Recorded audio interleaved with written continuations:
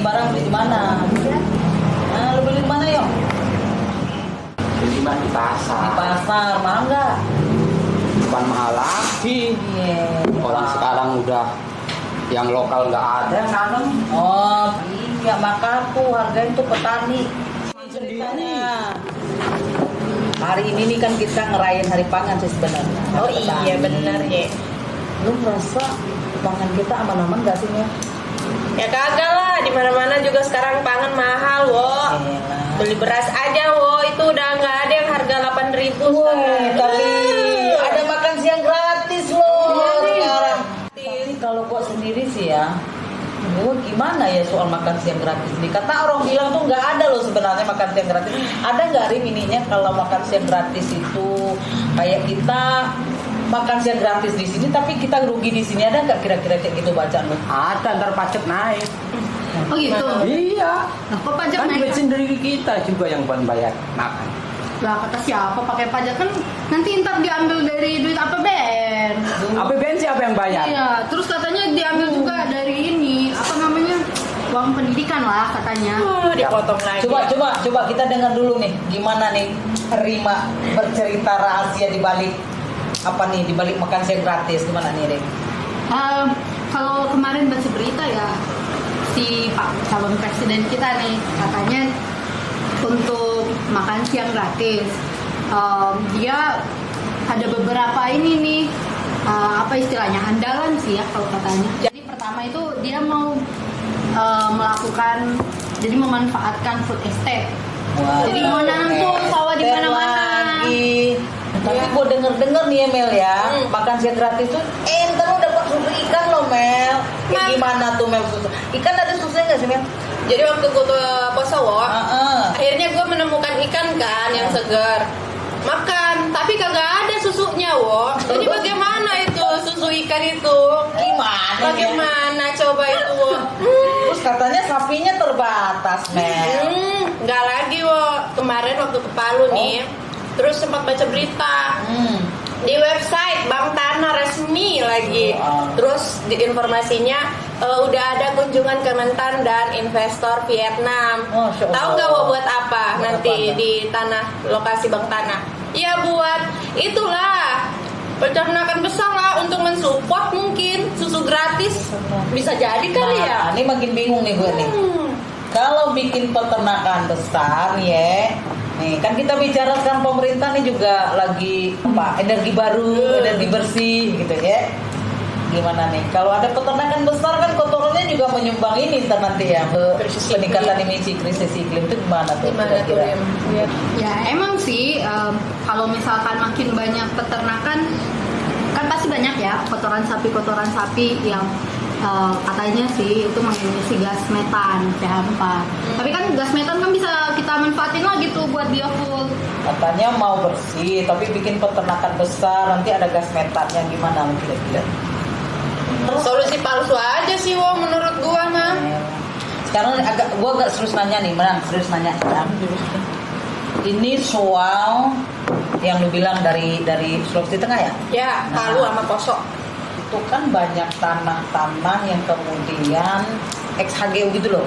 Tahu gua. HGU yang ya lu tahu kan, yang di Iya. Poso yang jadi sumber konflik. Nah, lu bilang kan tadi kan sudah ada nih MOU dengan apa tadi, Vietnam ya, mau datangkan sapi, butuh tanah untuk kandang yang tadi lu bilang ya. Iya. Nah, kira-kira gimana tuh potensi perampasan lahan Bang, dengan lu baru ngerjain desain bank tanah lo? Gimana? Belum ada sapinya aja potensinya udah tinggi, wo. Sekarang aja lagi panas-panasnya di sana. Bank tanah. Iya, jadi perebutan ruang lagi kan, masyarakat petani kecil juga sekarang lahannya udah diambil sama negara hari ini. Melalui bank tanah, wo. Artinya kalau ini kemungkinan terjadi gitu ya, berarti potensi perampasan lahan ini Akan semakin banyak. masif nantinya ke depannya. Ya, lu cerita sedikit dong Bang tentang hasil riset lu, apakah bank tanah nih kayak mana nih cara pemerintah ngambil bank tanah, ngambil tanah-tanah untuk dijadikan bank tanah? Ya, secara terstruktur sih, wo, mereka merampas ya, bukan hanya merampas tanah-tanah rakyat, misalnya yang ada di Poso. tanpa ada sosialisasi ataupun diskusi yang bermakna gitu ya, Wo. Ya mereka langsung seenak jidat aja patok, ini lahan bang tanah, ini lahan bang tanah, kalian dilarang untuk menggarap lahan ini karena ini adalah punya negara. Dan bang tanah itu siluman juga sih, Wo, karena ya itu tidak menjawab sebenarnya konflik yang berkelindan selama ini, misalnya yang ada di Tapak, bagaimana masyarakat kemudian dia memperjuangkan lahannya untuk bertani, untuk menghidupi keluarganya, untuk mengisi perutnya gitu. Tapi hari ini negara itu justru semakin membuka peluang untuk investor masuk, bahwa lu tanam modal aja di sini nih, lahan kita banyak, silakan lu mau ngapain, industri kayak mau perkebunan skala besar kayak mau bangun bendungan kayak melalui PSN, itu semua hari ini tuh udah diakumulasi di semua skala kebijakan yang ada sekarang. Jadi tingkat konfliknya pun juga semakin tinggi sekarang. Gua mah bingung kalau ngomongin negara, capek. Artinya bank tanah ini bukannya menjadi sebuah solusi kemudian untuk memberikan jaminan gimana nih masyarakat bisa aman ngelola tanahnya sambil bertani, untuk bisa tanam jagung, tanam pisang ini ya? Iya. Gak kayak gitu ya? Kayak gitu, karena siapa yang punya modal besar ya dia yang akan menguasai tanah. Artinya kalau ini tetap berlanjut gitu ya, apalagi petani-petani yang kamu bilang tadi tingkat apa, ini soal pangan ini menjadi terancam nih. Iya. Apalagi nih Bu Esther, Rima bilang tadi nih di Bali makan siang gratis. Katanya Rima bilang tadi kan ini kayak pro pemerintah banget lu Rim. Bilang Pun Esther menuhin makan siang gratis gimana? Kan untuk kepentingan umum, bro. Jadi kalau untuk kepentingan umum ya harus ada lah yang dikorbankan. Masa gitu caranya. Jadi kita harus berkorban untuk negara nih ceritanya. Kan nasionalisme, wo. Wah. Menyala KKN dan jurnalisme coy. Begitu ya.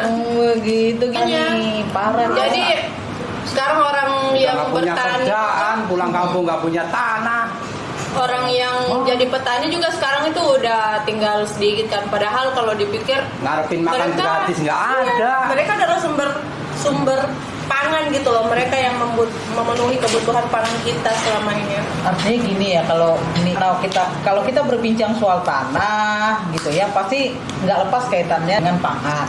Nah, kalau dari cerita-cerita yang tadi, gue sih nggak malah bahagia ya dengan banyaknya program-program seperti ini, makan siang gratis.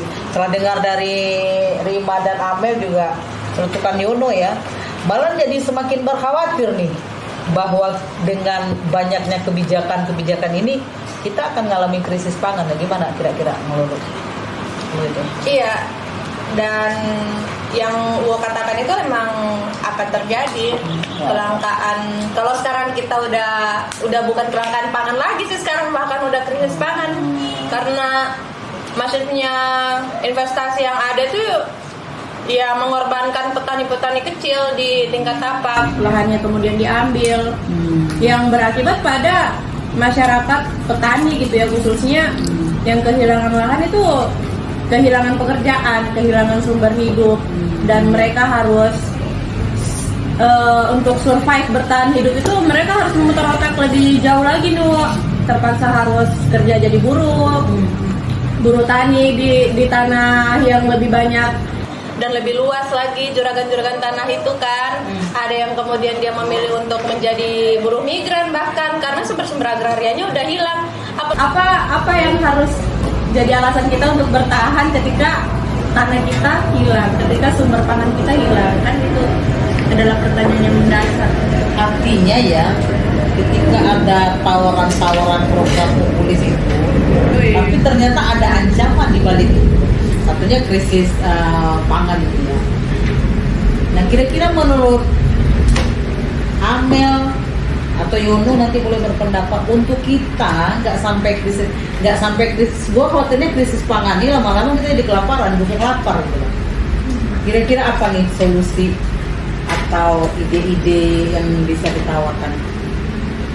Ya kalau gue sih, perempuan itu harus punya kesadaran gitu ya dengan situasinya yang ada, bahwa penindasan mereka tuh berlapis, dan untuk petani-petani ya kita harus merebut kembali gitu ya pengetahuan lokal kita yang selama ini kehilangkan gitu ya sama negara secara terstruktur bahkan bahwa hari ini kita punya pengetahuan lokal yang itu sebenarnya selama ini turun temurun kita pakai gitu untuk menggarap tanah kita. Kita bisa punya bibit lokal yang bahkan dia unggul dan tahan gitu ya terhadap situasi krisis iklim yang ada saat ini.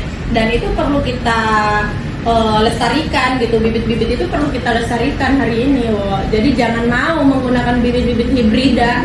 Kalau mau makan gratis juga ya daripada menggelontorkan APBN untuk membiayai investasi tadi ya, mending kita kenapa sih pemerintah nggak beli langsung aja makanan dari masyarakat? Iya. Banyak ya. Itu. Jadi kan masyarakat juga kan pasti punya istilahnya kayak pangan-pangan lokal khusus begini yang cocok ya sama gizi sama Nah itu lebih tepat. lebih bergizi kali ya. Iyalah, kayak ibu-ibu di Kalteng kemarin ada padi-padi lokal yang lebih Nah ini menarik sih. Jawa. Iya menarik sih, Rin. Nggak apa-apa ya termnya, maksudnya judulnya gratis bergizi. Nah, tapi di situ paketnya bisa nih kayak gini nih. Nah, dia kan sesuai lidah kita. Sesuai lidah kita. Ternyata yang di sini tuh juga menginspirasi ya. Kalau makan siang gratis paketnya ini nih, diversifikasi pangan kan. Nah, ini yang kemudian juga dihilangkan loh oleh negara ini. Nih diversifikasi pangan nih, keragaman pangan ini dari Sabang sampai Merauke kita disuruh makan beras nih, makan nasi Ya. seolah makanan pokok identitas cuma nasi doang, padahal enggak Ya. Batu nih ini jagung, pisang, ini makanan lokal banget ini. Di sini juga ada di Jepang. Ini yang kemudian hilang dia. Iya.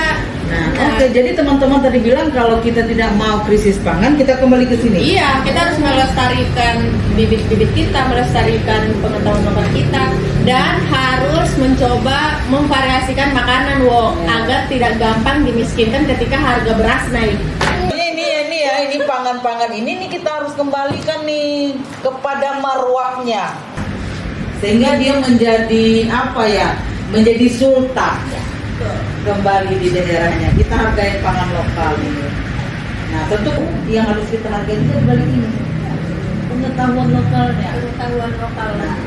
Siapa sebenarnya yang paling berkuasa atas pengetahuan lokalnya? Ya, masyarakat yang ada di tapak yang memiliki pengetahuan untuk bertani secara arif, bukan industri, dan itu adalah perempuan.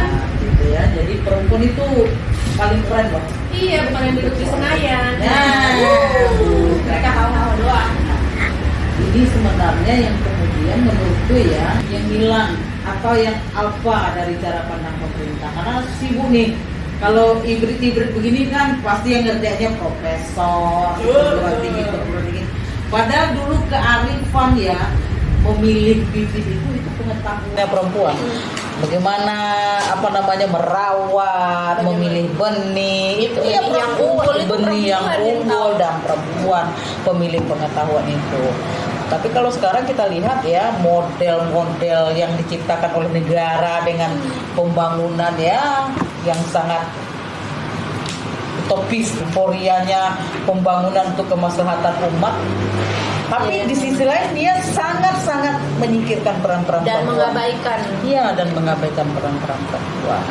Akhirnya ya kita ya, saya sih beberapa kali kunjungan ke desa itu ya dengan program-program pemerintah untuk ketahanan pangan itu justru malah itu sangat menyengsarakan perempuan ya. Saya dan Rima ke Kalimantan yang mereka bilang ya justru sekarang itu kehidupan mereka makin miris. Mereka nggak bisa lagi bertani, mereka nggak bisa dengan segala kebijakan diciptakan oleh pemerintah. Akhirnya krisis pangan. Mereka bilang ya, kalau dulu kalau kita makan padi yang beras yang paling enak tuh apa di sini ya? Pulen apa tuh? Pandan-wangi. Nah, orang Kalimantan itu ya, orang Dayak itu, dia lebih gimana ya? Lebih premium dari itu, dari pulen itu. Lebih mahal sih sebenarnya kalau jualnya di sini, mutunya lebih bagus. Dulu sebelum adanya proyek-proyek pemerintah yang menghancurkan lingkungan yang mereka paling mahal. Padi tradisional mereka lah ya.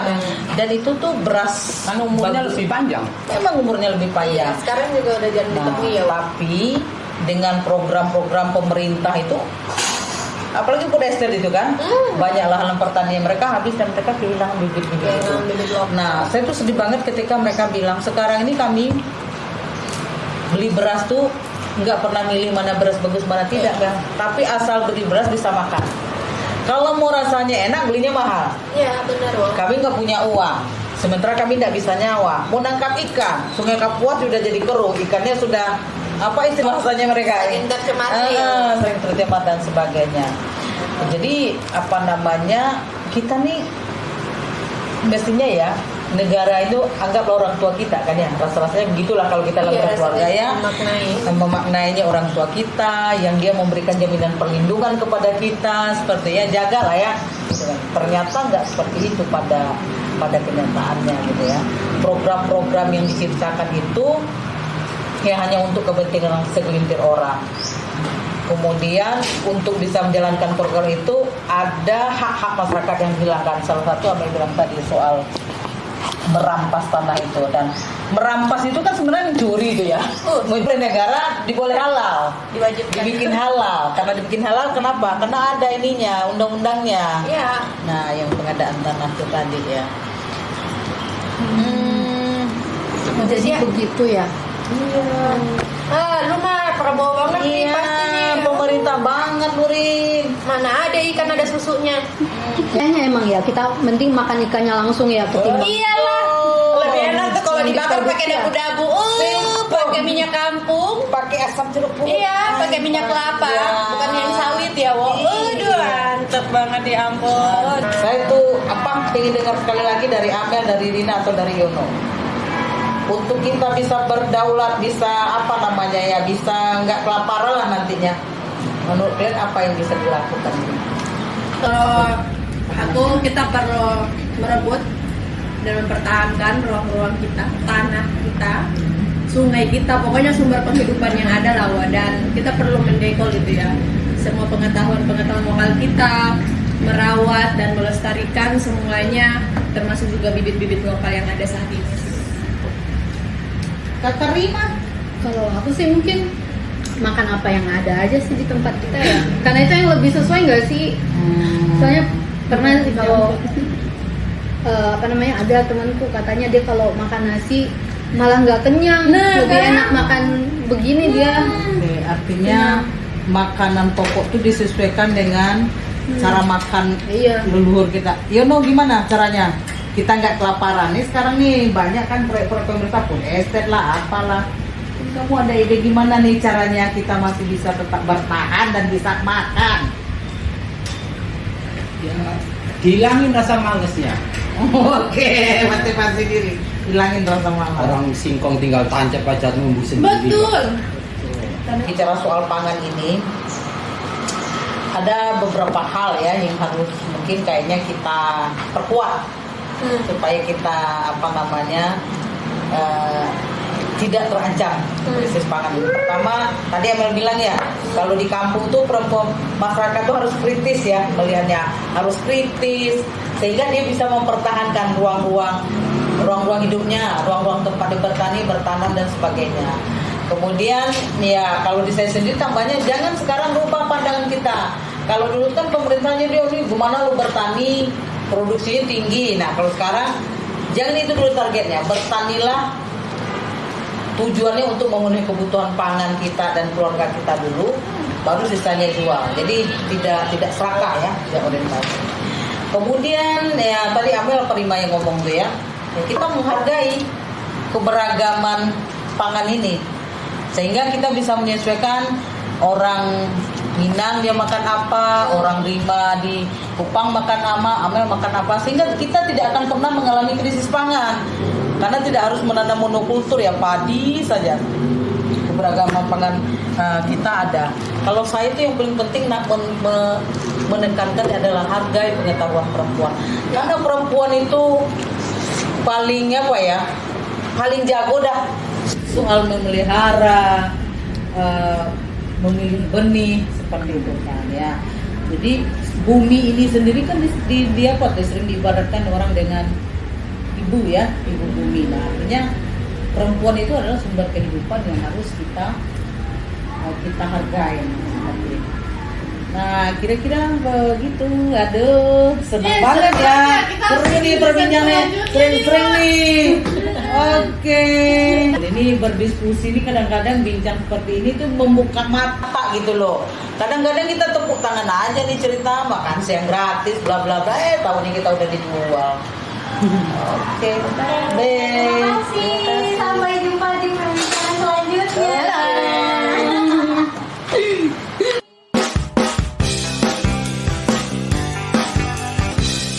Jejak-jejak langkahku telah membawaku ke sini. Banyak yang